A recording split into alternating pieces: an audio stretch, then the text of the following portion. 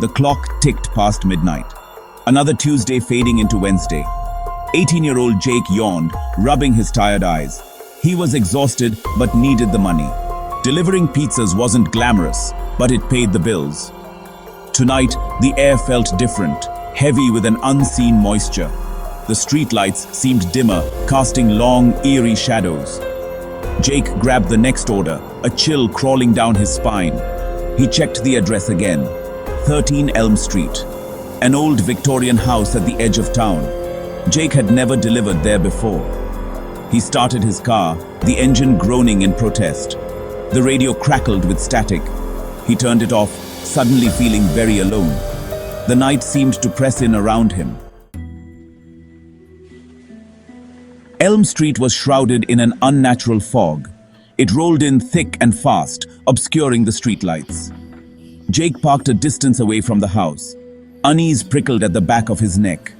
He grabbed the pizza, his heart pounding in his chest. The porch light flickered, casting dancing shadows. As he approached the steps, a figure emerged from the fog. Tall and skeletal, clad in a long flowing black robe. A hood concealed its face. Jake stopped dead in his tracks, his breath caught in his throat. The figure held out a bony hand, its touch as cold as ice. Terror seized Jake's lungs. He couldn't breathe, couldn't move. The pizza box slipped from his grasp, splattering onto the ground. The figure tilted its head, a silent question in its stance. Jake wanted to scream, to run, but his body refused to obey. He was paralyzed with fear. The figure took a step closer.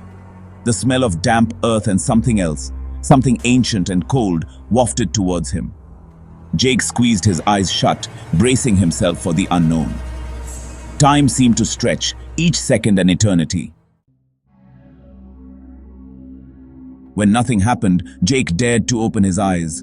The figure was gone. Vanished as quickly as it had appeared.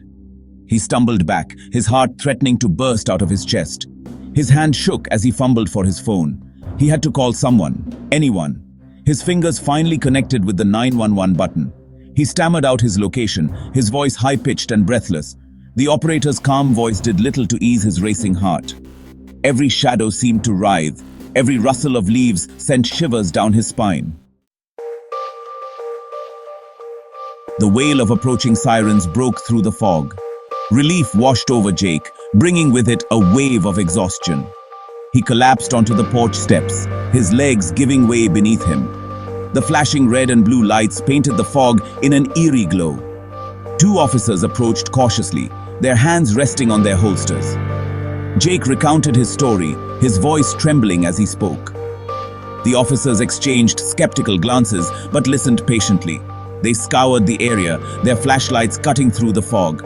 But the figure was gone, leaving no trace of its presence. The officers chalked it up to a prank, a figment of Jake's overactive imagination. But Jake knew what he had seen. The bone-chilling cold, the smell of decay, the overwhelming sense of dread. It had been all too real. He left Elm Street, the weight of the encounter heavy on his chest. The fog seemed to follow him, clinging to his car like a shroud. He drove through the deserted streets, his headlights illuminating the empty sidewalks. Section 7. A city shrouded in mystery. Jake had always thought of his city as a safe, predictable place. But tonight it felt different. Every shadow held a secret, every corner a potential hiding place. The city, once familiar and comforting, now felt alien and menacing. He thought about quitting his job, about never leaving his apartment after dark again, but something held him back. A stubborn refusal to let fear control his life. He couldn't let one terrifying encounter define him. Section 8. Scars of the Night.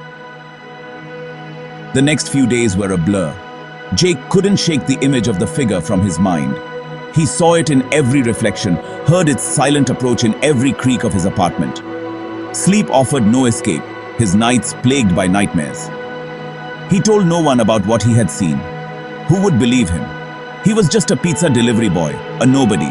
His friends would laugh, his family would worry. So he kept it bottled up inside, the fear festering like an open wound. Section 9. Back on the road. A week later, Jake found himself back behind the wheel of his car. He had bills to pay, rent to make. He couldn't hide forever. He gripped the steering wheel, his knuckles white. He would not let fear control him. He would be careful, but he would not be a prisoner. He kept pepper spray within easy reach, his phone pre-dialed to 911. He avoided Elm Street and the surrounding area, a chill running down his spine whenever he drove past. He was cautious, always looking over his shoulder, but he was determined to reclaim his life. Section 10. Every shadow, a spectre. The encounter on Elm Street had changed him. He was no longer the carefree teenager he once was. The world seemed darker, more menacing. Every shadow held the potential for terror, every stranger a possible threat. But he was also stronger, more resilient. He had stared into the abyss and emerged, shaken but not broken. He had learned that fear, while powerful, could be overcome. He would never forget the figure in the fog, but he would not let it define him. He would keep moving forward, one delivery, one day at a time.